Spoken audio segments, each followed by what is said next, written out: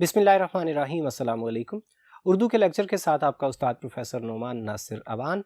हमने आगाज़ कर रखा है नज़्म नौजवान से खिताब का, जिसके शायर हैं असरारुल हक मजाज। आज हम इस नज़्म का तीसरा और चौथा शेर देखेंगे, तो आइए शुरू करते हैं। तेरे कदम पे नज़र आए महफिल अंजुम, वो बांकपन वो अछूता शबाब पैदा कर। अंजुम सितारे, बांकपन शोखी अलबेलापन, मुनफरिद होना। अछूता भी मुनफरिद ही को कहते हैं। शबाब जवानी। ए नौजवान, तेरी जवानी साफ सुथरी और तेरा किरदार बेदाग और पाकीज़ा है। तू दूसरों से जुदा है, जुदा ही रह। अपनी खुदी और खुददारी को यूं ही चमकता दमकता रख कि हर कोई तेरी इनफरादियत और तेरे अछूतेपन से मुतासिर हो। यहाँ तक कि तेरी रोशनी के आगे सितारों की रोशनी, तेरी बुलंदी के आगे सितारों की बुलंदी की भी कोई हैसियत ना रहे। जब इस दुनिया के लोग गमों का शिकार हो जाएं, तो तू उनके दर्द का दरमान कर। बातिल कुव्वतें जोर पकड़ जाएं, तो तू उन्हें कुचल डाल। अदलो इंसाफ और तरक्की व खुशहाली की अलामत बन जा। इस दुनिया के लोगों से तू मुख्तलिफ है और तुझे ये जिम्मेदारी सौंपी गई है कि तू इस दुनिया को रहने के लिए एक बेहतर से बेहतर जगह बना। खुद को इतना बुलंद कर ले कि सितारे तेरी गर्द से भी कमतर मकाम पर नजर आएं। जवानी में इंसान की सलाहियतें उरूज पर हुआ करती हैं। जो लोग इन सलाहियतों का मस्बत इस्तेमाल करते हैं, वही लोग दुनिया में इनकलाब बर्पा करते हैं। शायर अपनी कौम के नौजवानों को मुखातिब करते हुए कहते हैं कि कुदरत ने तुम्हें बेशुमार खूबियों से और बेतहाशा सलाहियतों से नवाजा है। अपनी इन सलाहियतों का इदराक हासिल करो और अपने अशरफुल मखलूकात होने के बुलंद तरीन रुतबे को पहचानो। तुम में इतनी सलाहियत रखी गई है कि तुम चाहो तो दरियाओं के धारे मोड़ सकते हो, तुम चाहो तो पहाड़ों को पाश पाश कर सकते हो।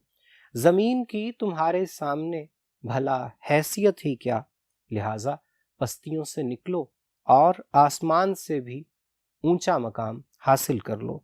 याद रखो, लोग समझते हैं कि दुनिया में सबसे ऊंची सबसे बुलंद चीज़ आसमान है, लेकिन हकीकत क्या है कि तुम्हारी तो मंजिल आसमानों से भी आगे है। और सितारे, चांद और सूरज ये तो तुम्हारे लिए महज नक्शे कदम और गर्दे राह की हैसियत रखते हैं।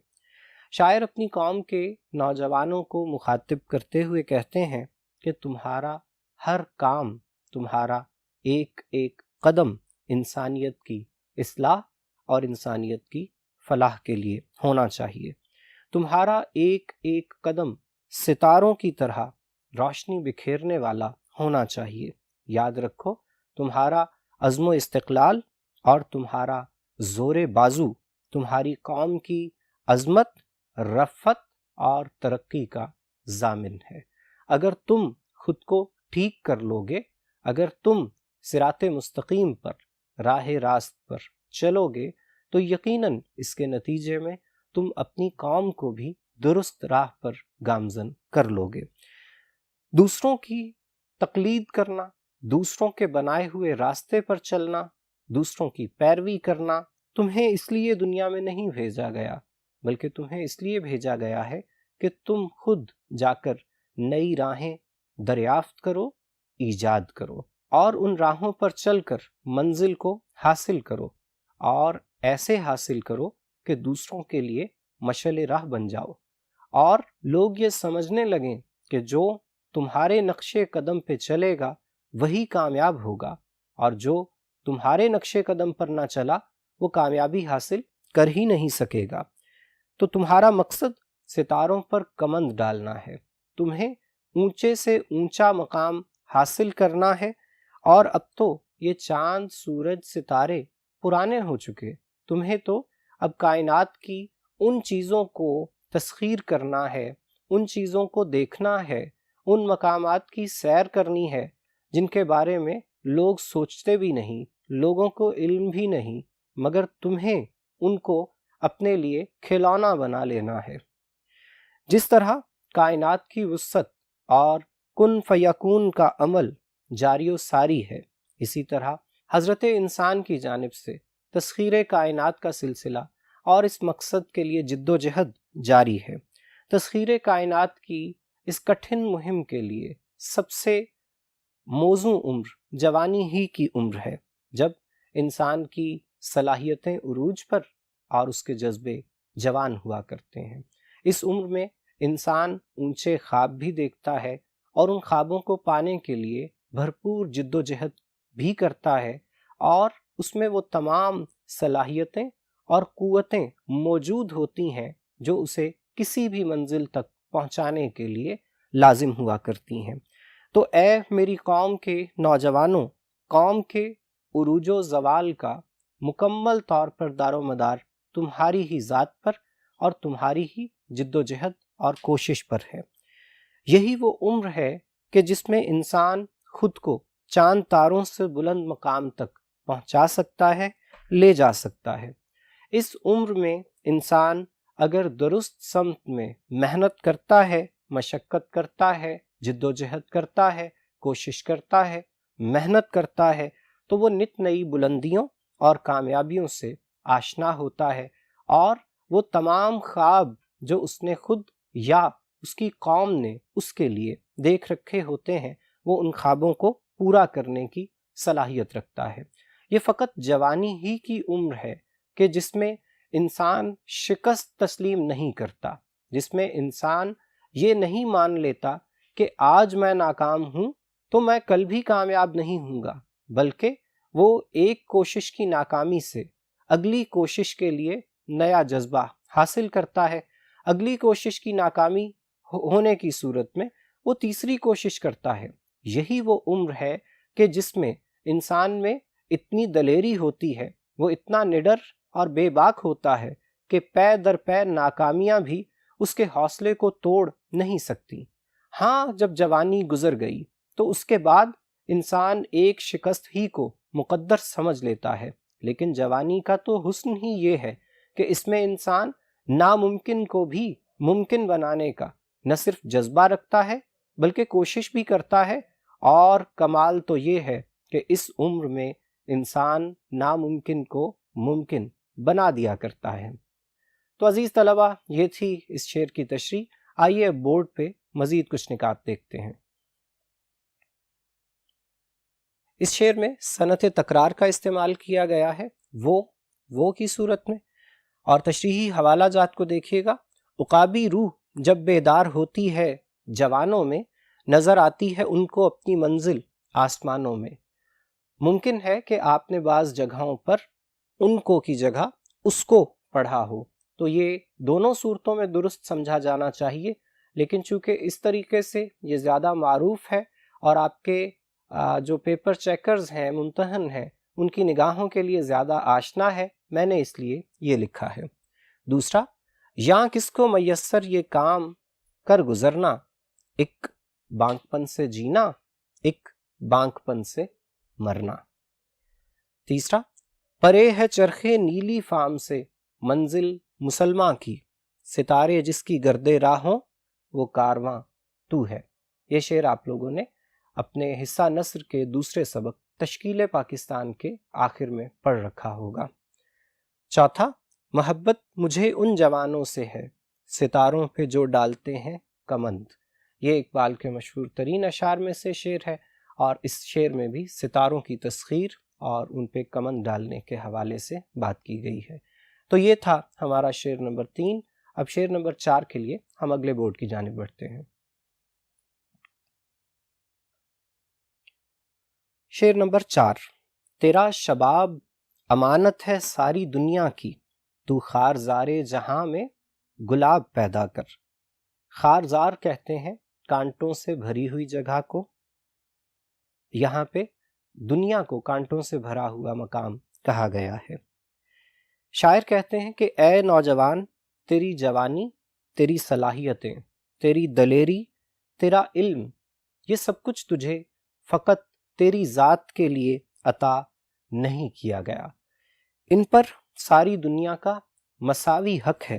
تیرا کام ہے کہ تو اپنی ان صلاحیتوں کے بل پر ہر شے کو بہتر سے بہتر بنانے کی بھرپور کوشش کر۔ یہ دنیا جو آج دکھوں کا گھر اور دکھوں کا گڑھ بن چکی ہے، تو اس میں گلاب کھلا دے۔ بے کسوں کا سہارا بن جا، امن قائم کر، انصاف لا۔ دنیا جو آج عدم مساوات کا شکار ہو چکی ہے، جس میں طبقاتی تفریق اور تقسیم بہت بڑھ چکی ہے، تجھے چاہیے کہ دوبارہ سے یہاں پہ ان تمام تفریقات کو ختم کر دے۔ دنیا کو تمام قسم کے تعصبات سے نجات دلا۔ جو لوگ خود کو کسی سے برتر سمجھتے ہیں اور دوسروں کو کمتر اور بعض اوقات انہیں انسانی درجے سے بھی کم سمجھتے ہوئے ان کے ساتھ بدسلوکی کرتے ہیں، تو ایسے محروم طبقات کو ان کا حق دلا۔ اپنی صلاحیتوں کا مثبت استعمال کر اور دکھیوں کے دکھوں کا مداوع کر۔ دوسروں کی مدد کا جذبہ پیدا کر اور اس جذبے کے تحت جو بھی تجھے مدد کے لیے پکارے، تو اس کی پکار پر لبیک کہنے والا بن۔ وہ تمام لوگ جن کو تو دیکھے اور وہ رو رہے ہوں، ان کی آنکھوں میں آنسو ہوں، تیری وجہ سے، تیری مدد کی وجہ سے، تیری محنت کی وجہ سے، تیری کوشش کی وجہ سے، تیرے اقدامات کی وجہ سے ان کے ہونٹوں پر مسکراہٹ آ جائے، تو سمجھ کہ تیری زندگی کا مقصد پورا ہو گیا۔ دوسروں کے دلوں کو اپنی کوششوں سے، اپنے کاموں سے، اپنی نیکیوں سے روشن کر دے۔ اس سے صرف دوسروں کی زندگیاں بہتر نہیں ہوں گی، بلکہ تیرا اپنا ضمیر، تیرا اپنا دل، تیری روح بھی اطمینان حاصل کر پائے گی۔ شاعر مسلم نوجوان سے کہتے ہیں کہ تمہاری صلاحیتیں پوری دنیا سے الگ ہیں، منفرد ہیں، لیکن یاد رکھ کہ یہ تیرے پاس پوری دنیا کی امانت ہیں۔ اپنے آپ کو امین کے اس لقب کا مستحق ثابت کر، اور تجھے علم ہونا چاہیے کہ امانت اور امین ان لفظوں کی اہمیت ہر کسی کے لیے بہت زیادہ ہے، لیکن تیرے لیے تو اس لیے بھی زیادہ ہے کہ تو اس نبی کا ماننے والا ہے جو امین ہے، جنہوں نے ہمیشہ حقداروں کی امانتوں کی حفاظت کی۔ لہٰذا تجھے اس دنیا کے لیے ایک امین بنا کر صلاحیتیں دی گئی ہیں، تو ان صلاحیتوں کا بھرپور مثبت استعمال کر امانت کا حق ادا کرنے کی کوشش کر۔ تو خود غرض ہو ہی نہیں سکتا، یہ ممکن ہی نہیں کہ تو دوسروں کو دکھ درد کا، مشکلات کا، تکالیف کا شکار دیکھے اور تو ان کی مدد کے لیے نہ لپکے، نہ بڑھے۔ تیرے لیے لازم ہے کہ تجھے جو کچھ عطا کیا گیا ہے اسے صرف اپنے لیے نہیں، اپنے گھر کے لیے نہیں، اپنے خاندان کے لیے نہیں، اپنی قوم کے لیے نہیں، اپنے ملک کے لیے نہیں، بلکہ پوری انسانیت کے لیے استعمال میں لا۔ بھرپور عزم و استقلال اور جوش و جذبے کے ساتھ راہ راست پر گامزن رہ اور راستے کی مشکلات کو خاطر میں نہ لا۔ اگر تیرے راستے میں کچھ رکاوٹیں حائل ہوتی ہیں تو بھی یاد رکھ ان رکاوٹوں کے پار تیری منزل ہے۔ منزل کو حاصل کرنے کے لیے رکاوٹوں کو عبور کرنا تو پڑتا ہی ہے، لہٰذا اگر راستے میں کچھ ایسی مشکلات آتی ہیں تو ہنستے ہوئے ان مشکلات سے گزر جا۔ خدمت انسانی کے عظیم مقصد کے حصول کی خاطر جد و جہد کو کبھی ترک مت کرنا۔ اگر پوری دنیا کے لوگ تمہیں غلط کہہ رہے ہوں، تمہارے اس جذبہ ہمدردی کا مذاق اڑایا جا رہا ہو، تو بھی تم اس بات پہ یقین رکھنا کہ جو صحیح راستے پر چلتا ہے، لوگ آغاز میں اس کا مذاق اڑایا ہی کرتے ہیں۔ یہ دنیا آج دکھوں سے بھر چکی ہے، لبریز ہو چکی ہے، تجھے چاہیے کہ تو اسے خوشیوں سے لبریز کر دے۔ یاد رکھ، خود غرض لوگ صرف اپنے لیے جیتے ہیں، وہ اپنے سوا کسی کے بارے میں سوچنے کی صلاحیت ہی نہیں رکھتے۔ لیکن تمہاری تو زندگی کا مقصد ہی دوسروں کی خاطر جینا اور دوسروں کی خاطر مرنا ہے۔ لوگ دوسروں کو مشکلات کا شکار کر کے خوشی محسوس کرتے ہیں، لیکن تجھے ایسی اچھی سوچ عطا کی گئی ہے کہ تو دوسروں کی مشکلات کو آسان کرنے میں خوشی محسوس کرے گا۔ دنیا میں جس کسی کو اختیار ملتا ہے اس کے پاس دو ہی راستے ہوتے ہیں، یا وہ اس اختیار کے ذریعے دوسروں کی زندگیوں کو تنگ کرتا ہے، یا وہ دوسروں کے لیے سہولت کا باعث بنتا ہے۔ اور تیرا دین تو تجھے یہ کہتا ہے کہ اگر راستے میں ایک کانٹا یا پتھر پڑا ہے تو اس کو بھی ہٹائے گا دوسروں کی آسانی کی خاطر، تو تجھے صدقے کا ثواب ملے گا۔ تو اس کا مطلب کیا ہے کہ تجھے تو یہ درس دیا گیا ہے، تیری تو گھٹی میں یہ سبق موجود ہے کہ تجھے دوسروں کی مشکلات کو دور کرنا ہے، دوسروں کی زندگیوں کو بہتر بنانا ہے، دوسروں کو سہولت عطا کرنا ہے۔ مجاز اپنی قوم کے نوجوانوں کو انسانی ہمدردی اور خدمت خلق کی اہمیت سے آگاہ کرتے ہوئے کہتے ہیں کہ تمہارا مذہب تمہیں اس بات کا حکم دیتا ہے کہ تم ہر کسی سے حسن سلوک کرو، ہر کسی کے ساتھ احسان کا رویہ رکھو۔ تمہیں صلاحیتوں سے نوازنے والی ہستی نے، ذات نے تمہیں یہ ذمہ داری بھی دی ہے، تمہیں یہ فرائض بھی سونپے ہیں کہ تمہیں دوسروں کے حقوق کا خیال رکھنا ہے۔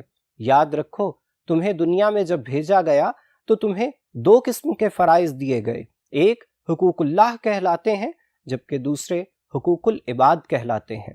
تمہیں اللہ کے حقوق تو ادا کرنے ہی ہیں، یہ فرائض تو تمہیں ادا کرنے ہی ہیں، لیکن ساتھ ہی ساتھ تمہیں اللہ کے بندوں کے حقوق کا بھی خیال رکھنا ہے۔ کہیں ایسا نہ ہو کہ تم اللہ کے حقوق ادا کر لو لیکن قیامت کے روز تمہیں اس بات کا حساب دینا مشکل ہو جائے کہ جب میرے بندے نے تجھ سے مدد طلب کی تھی تو تو نے اس کی مدد کیوں نہیں کی تھی، جب اس نے تجھ سے کھانا مانگا تھا تو نے اسے کھانا کیوں نہیں دیا تھا، جب اس نے تجھ سے لباس مانگا تھا تو نے اسے لباس کیوں نہیں دیا تھا۔ لہٰذا دنیا کے تمام لوگوں کا تجھ پہ مساوی حق ہے۔ جب کسی کو تیری ضرورت پڑے تو تجھے چاہیے کہ بغیر کسی تفرقے اور تعصب کے تو اس کی مدد انسانی ہمدردی کی بنیاد پر کر۔ الخلق عیال اللہ، تمام مخلوقات خدا کا کنبہ ہیں۔ بس اسی نقطے کو ذہن میں رکھتے ہوئے تمام مخلوقات کے ساتھ بہتر سے بہتر سلوک کی کوشش کر۔ تمہیں ایسے عملی اقدامات کرنے ہیں جس کے نتیجے میں تم دوسروں کی زندگیوں کو بہتر بناؤ اور لوگ تم سے محبت کریں۔ صرف تمہارے اپنے جاننے والے ہی نہیں بلکہ ایسے تمام لوگ بھی جو شاید تمہارے نام سے واقف بھی نہ ہوں، لیکن تم ان کی زندگی کے لیے کچھ ایسے کام کر جاؤ کہ ان کی وہ دعائیں ہمیشہ کے لیے تمہارا سہارا بن جائیں اور تمہارے اوپر ان کا سایہ ہمیشہ قائم ہو جائے۔ انسان جب عبادت کرتا ہے تو اس کا فائدہ صرف اس کی اپنی ذات کو پہنچتا ہے، لیکن خدمت خلق کرنے والا اپنا بھی فائدہ کر رہا ہوتا ہے اور دوسروں کو بھی فائدہ پہنچا رہا ہوتا ہے۔ تو ہم یہ کہہ سکتے ہیں کہ اچھے لوگ، بہتر لوگ اور بہترین لوگ وہی ہیں جو نہ صرف عبادت کرتے ہیں بلکہ دوسروں کی خدمت بھی کرتے ہیں، صرف اپنا خیال نہیں رکھتے بلکہ خود سے کہیں زیادہ دوسروں کا خیال رکھتے ہیں، اپنی ذات کو بچانے سے زیادہ دوسروں کو بچانے کی کوشش کرتے ہیں، اور اللہ تعالیٰ کے حقوق کا جہاں خیال رکھتے ہیں وہیں اللہ کی تمام مخلوقات کے حقوق میں بھی کسی قسم کی کوتاہی نہیں کرتے۔ شاعر کا کہنا ہے کہ اے میری قوم کے نوجوانوں، تمہیں بے تحاشا صلاحیتیں دی گئی ہیں، پوری دنیا سے بڑھ کر اور پوری دنیا سے منفرد صلاحیتیں دی گئی ہیں، تو تمہیں چاہیے کہ پوری دنیا ہی کے لیے ان کا مثبت استعمال کرو، ورنہ یہ پوری دنیا کا حق مارنے کے مترادف ہوگا، اور تم ایسے تو نہیں ہو سکتے کہ تم دوسروں کا، کمزوروں کا حق مارو گے، تم دوسروں کی حق تلفی کرو گے، تم سے ایسی توقع نہیں کی جا سکتی۔ بے بس، نادار، لاچار انسانیت کی مدد تمہاری ذمہ داری ہے، تمہارا فریضہ ہے، دینی فریضہ ہے۔ اخلاقی فریضہ ہے، معاشرتی فریضہ ہے، انسانی فریضہ ہے۔ تو خدا کی دی ہوئی تمام صلاحیتوں کو اس کی مخلوقات کی پریشانیاں دور کرنے کے لیے استعمال کرو، امانت کا حق ادا کرو۔ یہ انسان کی تخلیق کے اہم ترین مقاصد میں سے ایک مقصد ہے۔ تو عزیز طلبہ، یہ تھی اس شعر کی تشریح۔ آئیے مزید کچھ چیزیں بورڈ پر دیکھیں۔ اس شعر میں صنعت ترجمۃ اللفظ یعنی جہاں اور دنیا کے الفاظ استعمال کیے گئے ہیں، اور تشریحی حوالہ جات ہیں لوگ وہی جہاں میں اچھے، آتے ہیں جو کام دوسروں کے۔ دوسرا شعر، کیا خاک وہ جینا جو اپنے ہی لیے ہو، خود مٹ کے کسی اور کو مٹنے سے بچا لے۔ تیسرا، اپنے لیے تو سبھی جیتے ہیں اس جہاں میں، ہے زندگی کا مقصد اوروں کے کام آنا۔ چوتھا، درد دل کے واسطے پیدا کیا انسان کو، ورنہ طاعت کے لیے کچھ کم نہ تھے کروبیاں۔ ویسے تو سیکنڈ ایئر تک پہنچتے پہنچتے آپ سب لوگوں کو اس بات کا بخوبی علم ہو چکا ہوگا کہ یہاں پہ لفظ طاعت ہے نہ کہ اطاعت، اس میں الف نہیں آئے گا۔ لیکن اگر پھر بھی آپ کو پہلے سے علم نہیں تھا تو آئندہ یاد رکھیے گا کہ یہاں آپ نے ورنہ طاعت کے لیے کچھ کم نہ تھے کروبیاں لکھنا ہے، اطاعت نہیں لکھنا۔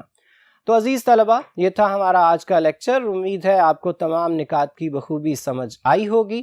آج کے لیے اتنا ہی کافی ہے۔ اب آپ کے ساتھ ملاقات ہوگی اگلے لیکچر میں، تب تک کے لیے اللہ حافظ۔